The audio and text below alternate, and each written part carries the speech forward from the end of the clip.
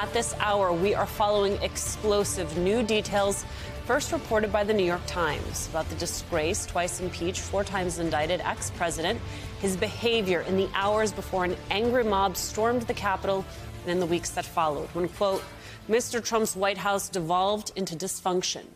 But the most eye-popping detail in the New York Times reporting is this: a phone call between Donald Trump and then Vice President Mike Pence on the morning of January 6th, in which Trump told him, quote, Mike, this is a political career killer if you do this. This being defying Trump's effort to overturn the 2020 election, and as Mike Pence ultimately did, certifying the results. That's according to the White House valet, who was with the president for much of the day on January 6th and told Congress he had overheard the conversation between Trump and Pence.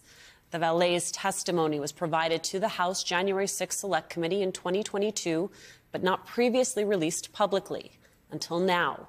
The New York Times obtained a transcript from the valet's testimony, which paints a chilling portrait of Trump's behavior before and during the insurrection.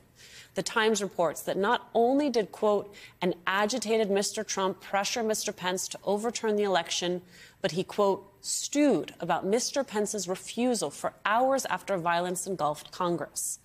And then there was this chilling detail, quote, when told that a civilian had been shot outside the House chamber amid the mob attack, Trump's valet recalled Mr. Trump appeared unconcerned. The valets testified, quote, I just remember seeing a note card Trump was given bearing the news of Ashley Babbitt's death in front of him as he watched the riot unfold on television. I don't remember how it got there or whatever, but there was, like, no reaction. A portrait of a president that is both shocking and not surprising, given what we already know about the disgraced ex-president.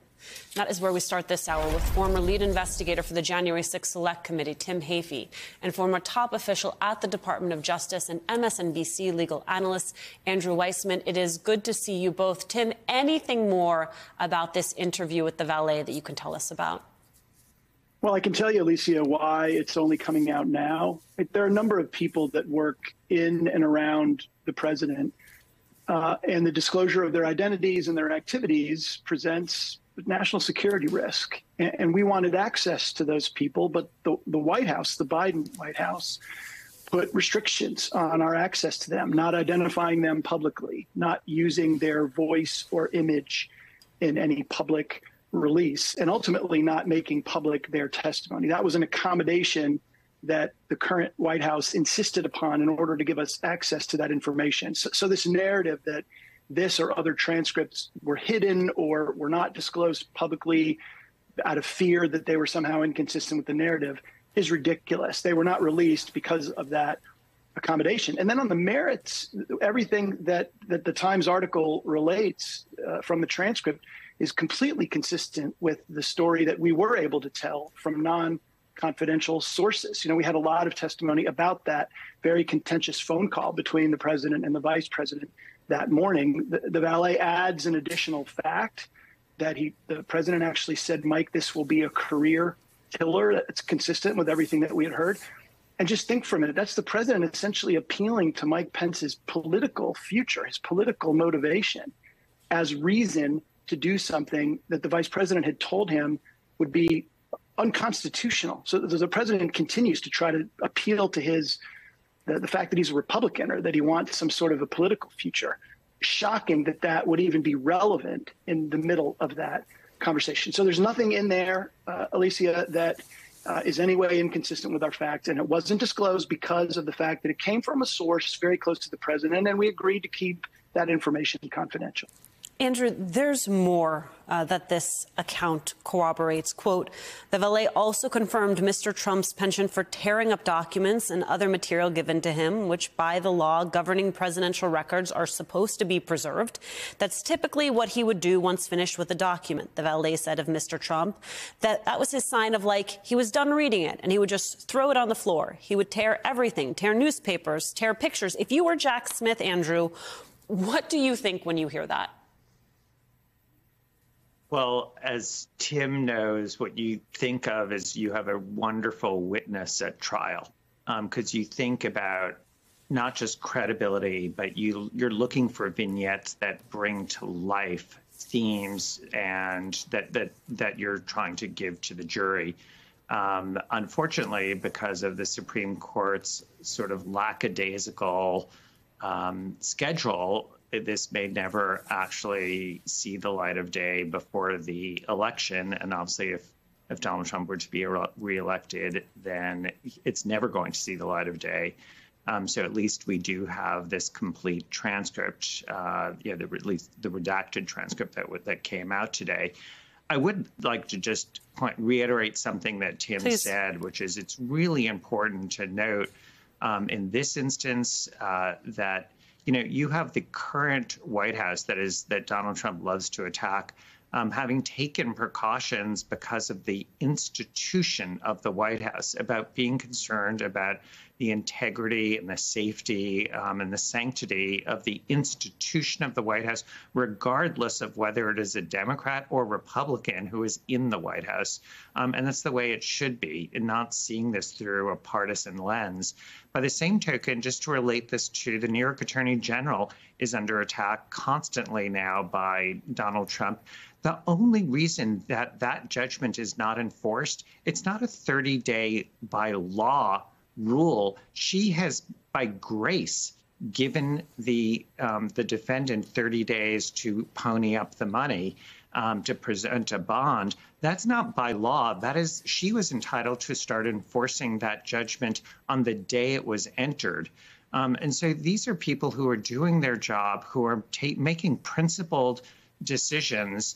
And of course, you have Donald Trump on the other side with, I think, the most chilling thing in this transcript is the idea that someone is coming to the president of the United States in an insurrection that he has fomented, saying somebody has actually been killed. They're not just calling for the head of the vice president of the United States. If you think that's not enough, you have actually somebody dying and there's no reaction. I think that tells you everything about a complete sort of the psychological makeup of somebody who has no ability to empathize with a human tragedy, even if he weren't the person who is ultimately responsible for setting in motion that activity. You would have a normal human response to that. That should be everything that anyone who is raised by parents who taught you right from wrong would take as a deep sign that this person should not be in public service ever again. And yet, Republicans seem to think this was a flattering portrait of the former president. Let's bring in New York Times congressional reporter Luke Broadwater, who is bylined on that piece of reporting. He's on the phone for us. Luke, you had House Republicans furnishing the transcript to the Times after they obtained it from the White House. This was not a part of the January 6th committee's hearings, as we were just talking about with Tim. What did Republicans think that this transcript was going to show? Well, so I can say what my interest in the transcript is, and that is we've read at the Times, the transcripts, but there are still a few that haven't come out for a variety of reasons. And so, my interest is more information about what doing on January 6th. What did this person see? What did that person see? And I think, from the Republicans' point of view, they think that this is a less damning transcript than some others. That said, in interviewing Congressman and released it, he acknowledges that it doesn't. there are parts of it that he thinks are not very good for Donald Trump. One of them, I think, which was just highlighted, is the moment when a note is brought in saying a civilian has been shot in the chest in front of the House chamber, and there's no reaction according to the valet. It's just sitting there in front of him as he watches television, and the riot is unfolding in front of him. Sorry, I'm walking up right now. You're reporting, Luke Broadwater. You're allowed to be on the move. We appreciate you making the time. Here's the thing I want to underscore, Tim, which was the valet. He doesn't corroborate some details that emerged during the January 6th hearings. He didn't recall Trump using vulgar language to describe Mike Pence or agreeing with rioters who wanted to hang the former vice president. Does any of that make a difference, those discrepancies? Yeah, two things, Alicia. One, the valet is around the president over the course of the day. He actually, in some of the redacted portions of the transcript, talks about physically where he's positioned. He's sort of on standby to bring the president stuff. So he's not with him by his side. And he says, by his own admission, he didn't hear everything. I think the second point, that the House Republicans believe that this is important because the valet recalls some discussion of the president calling General Milley and Speaker Pelosi about the National Guard. Apparently, he heard some discussion of that. The bottom line is that the president didn't call General Milley, didn't call Speaker Pelosi. The President of the United States can get those two people on the phone immediately if he wants. And maybe there was discussion of it, but the fact remains he never made that call. He didn't call Vice President Pence to check on his safety. He took none of those actions. So to the extent that that Congressman Loudermilk wants to trumpet this as some great revelation that's exculpatory, 180-degree different reaction. The fact that he did not make those calls when he clearly could have, to me, is even more important evidence of his intent, of his satisfaction with the interruption of the joint session, all of which will bear directly upon the evidence presented in the criminal trial whenever that happens. Luke,